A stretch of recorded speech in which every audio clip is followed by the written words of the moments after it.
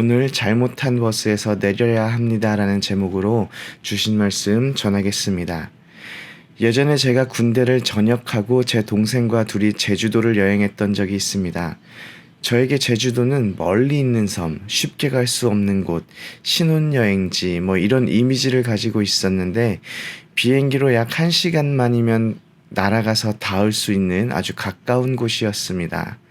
밤에 도착해서 바다 옆에 있는 숙소에서 잠을 자고 새벽에 본 제주도는 너무도 멋있었지만 제주도에 대한 환상이 너무 커서 그랬는지 아니면 짧은 일정 동안 몇몇 곳만 둘러봐서 그랬는지 큰 감동이 사실은 없었습니다. 그런데 인상적인 기억이 있다면 거짓말을 조금 더 해서 오른쪽을 봐도 귤, 왼쪽을 봐도 귤, 앞을 봐도 귤나무, 뒤를 봐도 귤나무, 식당에 갔는데 귤나무, 호텔 뒤에도 귤나무, 온통 귤나무 천지였습니다. 제주도에 대한 이미지는 이제 귤을 빼면 상상할 수가 없게 되었습니다. 제주도에는 귤이 그 지역을 대표하고 있었다면 고대 팔레스타인 지역, 예레미야가 활동하였던 남유다 지역의 주요 작물은 포도와 무화과입니다. 제주도처럼 앞뒤좌우로 무화과 나무와 포도나무가 있었는지는 모르겠지만 적어도 포도와 무화과는 당시 사람들의 식생활 그리고 문화 속에서 커다란 위치를 차지하고 있었을 것입니다. 그래서 다들 잘 아시는 하박국 3장 17절에도 무화과 나무가 무성하지 못하고 포도나무에 열매가 없으며 라고 콕 집어서 무화과 나무와 포도 열매를 언급합니다. 그런데 오늘 본문 13절에 여호와의 말씀에 내가 그들을 진멸하리니 포도나무에 포도가 없을 것이며 무화과 나무에 무화과가 없을 것이며 그 잎사귀가 마를 것이라 내가 그들에게 준 것이 없어지리라 하셨나니 라고 말씀하고 계십니다. 남유다 지천으로 깔려있는 포도와 무화과가 없다면 다른 작물들의 상황은 어떻겠습니까?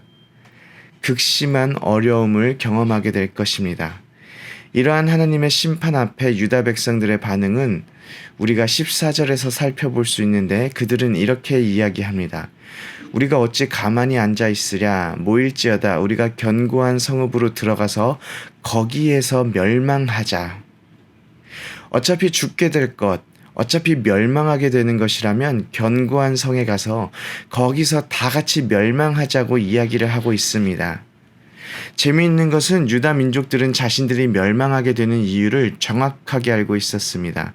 왜냐하면 14절 하반절에 우리가 여호와께 범죄하였으므로 라고 자신들이 멸망을 당하게 되는 이유를 정확하게 이야기하고 있기 때문입니다.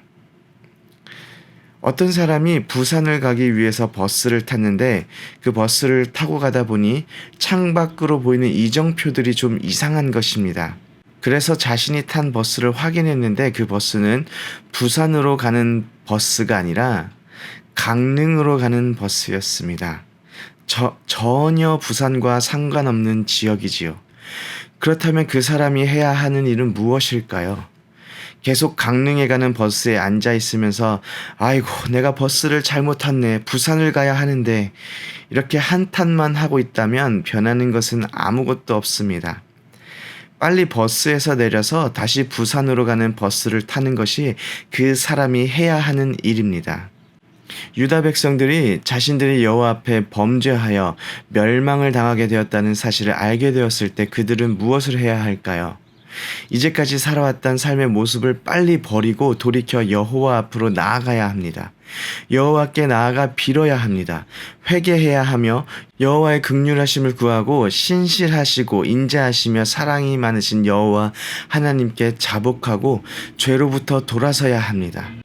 하지만 그들의 선택은 견고한 성읍들로 들어가서 거기에서 망하자는 것입니다. 17절을 보면 또다시 여호와 하나님의 심판이 선포됩니다. 내가 술법으로도 제어할 수 없는 뱀과 독사를 너희 가운데 보내리니 그것들이 너희를 물리라 라고 여호와 하나님께서 말씀하십니다. 그리고 18절부터는 유다 백성의 멸망을 바라보는 선지자 예레미야의 가슴 아픈 애가가 이어집니다.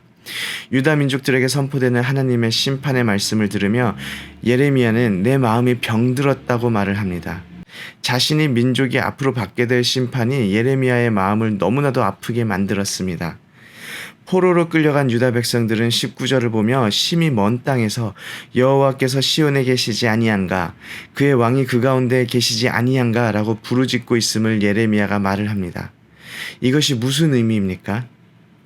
유다가 멸망하기까지 바벨론은 3차에 걸쳐서 유다 백성들을 포로로 끌고 갔는데요. 먼저 포로로 끌려간 백성들이 그곳에서 여호와 하나님께서 시온에 계시는데 자신들이 멸망을 당한 것이 이해가 되지 않는다라는 것입니다. 여호와 하나님께서 그들의 왕으로 계심에도 불구하고 그들이 경험하고 있는 이 상황이 도무지 설명되지 않는다라는 것이지요. 그래서 그들은 여전히 여호와 하나님이 시온에 계시지 아니하냐, 그의 왕이 그 가운데 계시지 아니하냐라고 부르짖고 있는 것을 의미합니다. 사실 그들이 바벨론의 포로로 끌려간 것은 시온에 계시는 여호와 하나님이 바벨론의 신들보다 약해서가 아닙니다. 그들이 바벨론의 포로로 끌려간 것은 그들의 삶이 여호와 앞에서 범죄하였고 그들에게 돌아오라는 수많은 메시지를 선포하였지만 그들이 자기 가고 싶은 대로 갔기 때문입니다. 여호와 하나님을 왕이라고 주장하는 그들의 주장은 사실 거짓된 주장입니다. 19절 하반절을 보면 그들이 어찌하여 그 조각한 신상과 이방 것들로 나를 경노하게 하였는고 라고 기록되어 있습니다. 그들이 하나님을 자신의 왕이라고 입술로는 말하고 있지만 조각한 신상과 이방의 헛것들을 섬기는 일을 멈추지 않았습니다. 이러한 악행을 저지르면서 하나님께서 어떻게 자신들을 이토록 비참한 상황을 겪게 하였는지, 그리고 자신들의 부르짖음에 방관하고 있는지, 부르짖고 있는 유다 백성들을 보면 그들이 얼마나 영적으로 무뎌진 삶을 살아가고 있는지를 보게 됩니다.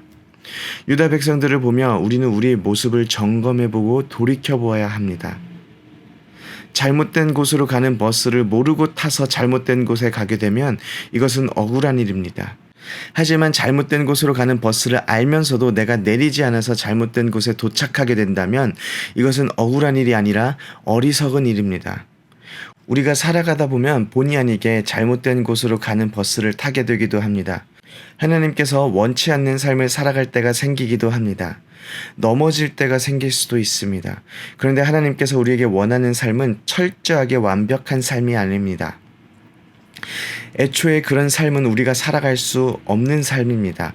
오직 하나님만이 철저하게 완벽하신 분이시기 때문입니다. 하나님께서 우리에게 원하시는 삶은 잘못된 곳으로 가는 버스에서 빨리 내리는 삶입니다. 하나님께서 우리에게 원하는 삶은 죄악된 삶의 모습에서 어서 돌이켜 돌아오는 삶을 원하십니다. 계속 새벽마다 예레미야의 말씀이 전해지고 있습니다.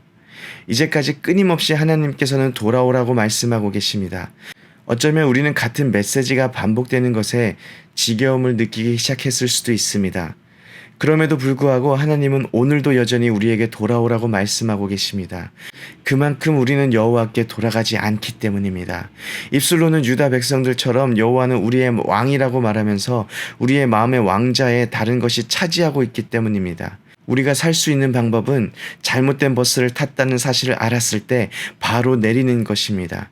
우리의 삶이 예수 그리스도를 닮아가지도 않고 다른 것을 의지하거나 죄를 즐기고 있음을 알았을 때 단번에 잘못된 길에서 돌아서서 하나님께 다시 나아가는 오렌지 한인교회 모든 분들이 되시기를 소원합니다.